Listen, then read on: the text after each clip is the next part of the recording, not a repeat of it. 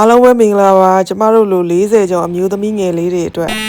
အရန်ကိုငယ်ချင်းတွေက sorry 40ကျော်အမျိုးသမီးတွေအတွက်အလားအပ body weight အသားအရည်ထိန်းသိမ်းမှုအရန်ကိုရေးကြီးပါတယ်ဆိုတော့ weight တွေလည်းကျမျက်စိကြည်နှုလည်းပြိုမယ် fiber တွေလည်းအများကြီးပါတယ် antioxidant ကျွယ်ဝတဲ့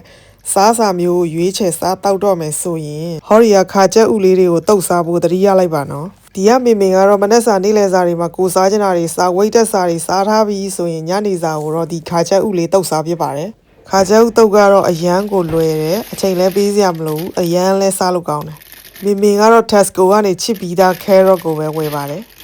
ဒီလိုအထုပ်သေးဆိုလို့ရှိရင်တပကံစာကွက်တိပဲ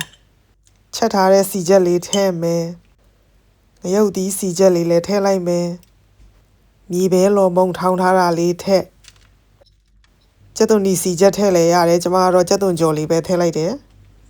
ပြီးရင်ကတော့ဗိုက်တာမင် C တံပြာသီးညှစ်ထည့်ပါမယ်ပစွန်ကြောင်းမုံပစွန်ကြောင်းအကောင်လိုက်ကြိုက်တယ်လို့ထည့်လို့ရပါတယ်နော်အရသာအတွက်ပဲငံပြာရည်အသားမုံစားနှဲငယ်ထည့်ပြီးနေလို့ရပါပြီနော်နေုံမေ့သွားလို့အတုပ်စုံလိုမျိုးစီစီလေးဖြစ်ချင်တယ်ဆိုရင်ကတော့ပဲချက်မုံလေးကိုထည့်ပြီးနေလို့ရပါတယ်ဒါဘိုက်စားလို့ညကြီးတကောင်ထပြီးလှုပ်စားနေကဲဒါကတော့အရန်ကိုအရသာရှိတော့ခါချက်ဥတုပ်ကလေးရပါပြီနော်ဟင်းအနေနဲ့လည်းထမင်းနဲ့တွဲစားလို့ရပါတယ်နော်ဒီကမေမေကတော့ထမင်းလွတ်စားမှာပဲဖြစ်ပါတယ်ကိုကြိုက်တဲ့သခွားဒီပူစီနံလေးနဲ့စားမယ်ပြီးရင်နွေးချမ်းလေးနဲ့ယော့ရှာယာတီးလေးနဲ့တောက်ပါမယ်ကျမရည်နဲ့ကလည်းညီညွတ်လွယ်ကူရိုးရှင်းအရသာလည်းရှိတဲ့ခါချက်ဥလေးတုတ်စားကြပါလို့တိုက်တွန်းရင်ဗီဒီယိုလေးကိုအဆုံးသတ်လိုက်ပါတော့မယ်နော်အဆုံးထိကြည့်ရှုပေးတဲ့အားလုံးကိုကျေးဇူးအများကြီးတင်ပါတယ်နော်အားလုံးပဲတော်တာ